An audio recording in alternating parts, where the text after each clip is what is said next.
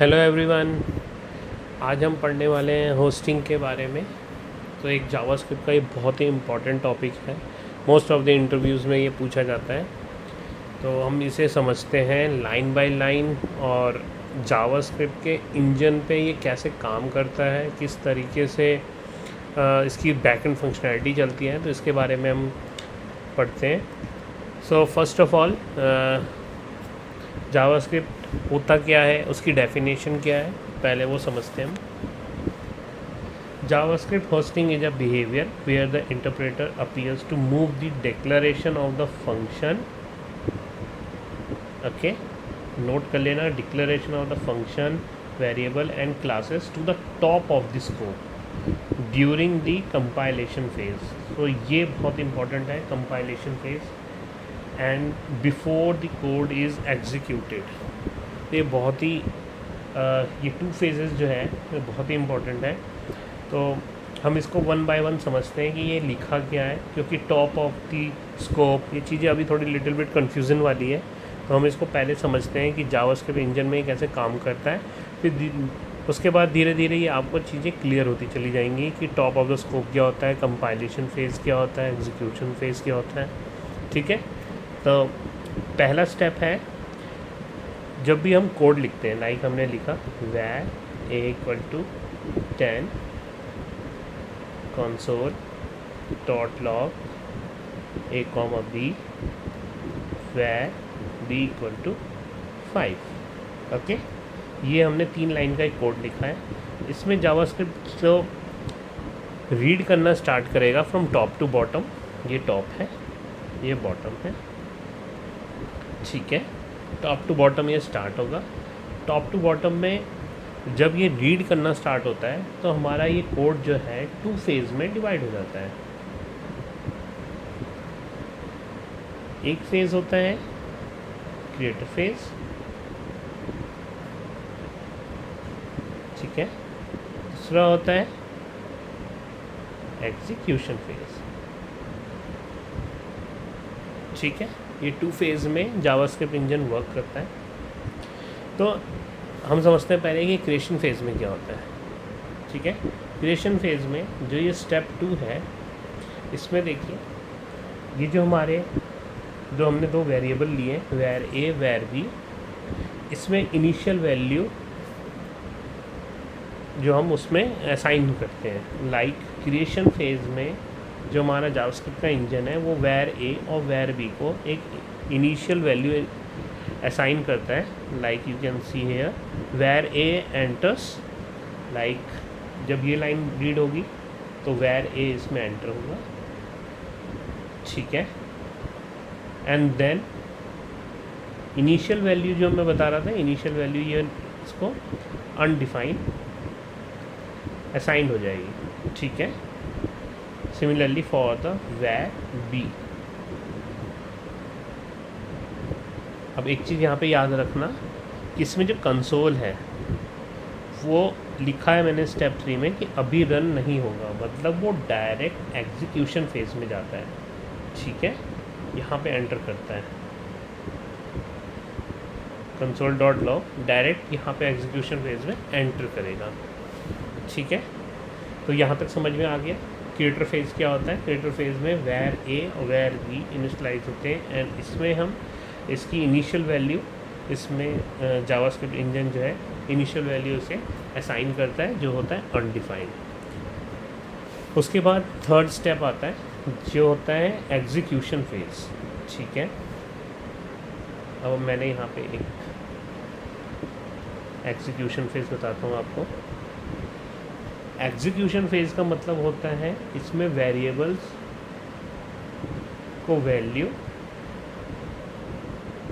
Assign करना है, ठीक है। यहाँ पे जो हमने var a=10 लिखा था, यहाँ पे हमें वेरिएबल a की वैल्यू 10 मिलेगी। मीन्स यहाँ पे वैल्यू a की 10 असाइन हो जाएगी, ठीक है। ये लाइन नंबर 1 था, मैं यहाँ पे मार्क कर देता हूँ 1 2 एंड 3। तो 1 में वेरिएबल a की वैल्यू 10 हो गई है। उसके बाद console.log a, b ये रन होगा ए कॉमा बी। इस फेज़ में ठीक है, इनिशियल वैल्यू ए की अनडिफाइंड थी, बी की अनडिफाइंड थी, ठीक है। ए की वैल्यू रिप्लेस हो गई एग्जीक्यूशन फेज में आते ही, ए इक्वल टू 10 हो गई, लेकिन बी की वैल्यू स्टिल अनडिफाइंड है, ठीक है। वो इसलिए क्योंकि अभी ये लाइन नंबर 3 में, ठीक है, लाइन नंबर 3 में एंटर नहीं किया है अभी हम 2 पे हैं, ये लाइन नंबर 2 है, ठीक है। तो लाइन नंबर 2 में क्या हुआ, ए कॉमा बी, यहाँ पे ए की वैल्यू हमें 10 मिल गई और जो बी की वैल्यू है वो स्टिल अभी भी अनडिफाइंड है, ठीक है। इसके बाद लाइन नंबर 3 एग्जीक्यूट होगा जिसमें बी की वैल्यू 5 मिल जाएगी। तो ये बाद में बी की वैल्यू 5 हुई है, बट यहाँ पे जब हमें कंसोल लॉग डॉट लॉग जो हमने लिखा तो हमें उस टाइम पे आउटपुट जो मिलेगा वो ए की वैल्यू 10 मिलेगी एंड बी की वैल्यू अनडिफाइंड मिलेगी, ठीक है। तो ये ध्यान रखना है, ये एग्जीक्यूशन फेज़ है, ठीक है। अब हम समझते हैं डेफिनेशन। डेफिनेशन में लिखा था कि यहाँ पे compilation phase is equal to the creation phase, ठीक है। And before the code is executed, and before the code is executed का मतलब हो गया एग्जीक्यूशन फेज, ठीक है। तो अब यहाँ पे हम समझते हैं ये टॉप ऑफ द स्कोप का मतलब इनिशियल वैल्यू मतलब जो क्रिएटर फेज में वैर ए और वैर बी को इनिशियल वैल्यू जो जावास्क्रिप्ट इंजन ने असाइन किया था वो है अनडिफाइंड। सो ये टॉप में ये चला जाता है और टॉप में ये वैल्यू फिक्स हो जाती है अनडिफाइंड की, ठीक है। तो इसलिए इसे बोला जाता है the top of the scope. और ये कंपाइलेशन फेज़ में होता है, तो कंपाइलेशन फेज़ मतलब यहाँ पे क्रिएटर फेज़ या फिर इसे मेमोरी फेज़ भी बोलते हैं, ठीक है। तो मेमोरी फेज़ में क्या होता है, इसे मेमोरी फेज़ इसलिए बोलते हैं क्योंकि इसमें इनिशियल जो वेरिएबल है उसको एक मेमोरी असाइन होती है और उस मेमोरी में जो इसकी वैल्यू हमें इनिशियलाइज होती है वो होती है अनडिफाइंड, ठीक है। और ये कंपाइलेशन फेज़ में होता है, तो कंपाइलेशन फेज़ मतलब क्रिएटर फेज़ और before the code is executed, so code execution से पहले वाला फेज़। तो ये 2 फेज़ में जावास्क्रिप्ट का इंजन वर्क करता है, ठीक है।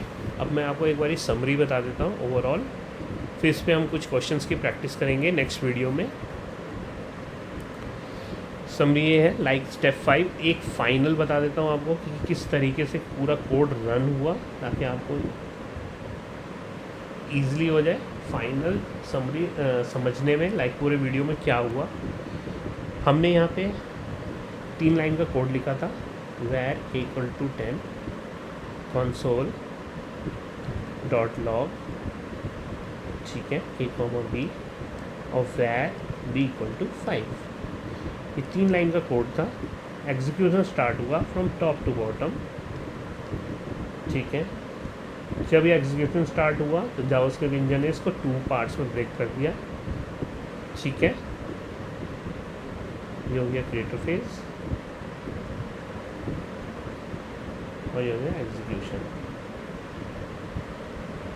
ठीक है।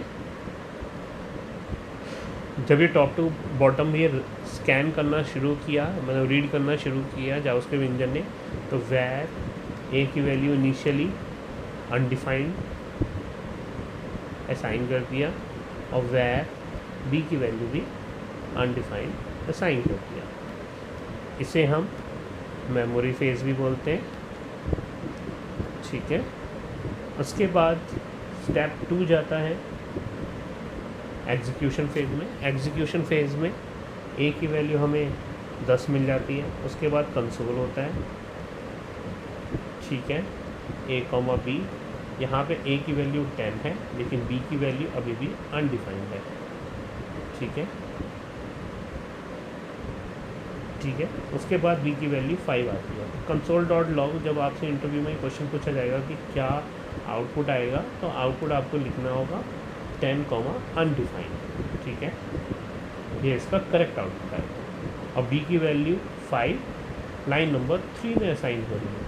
अगर लाइन नंबर 3 के बाद कंसोल होता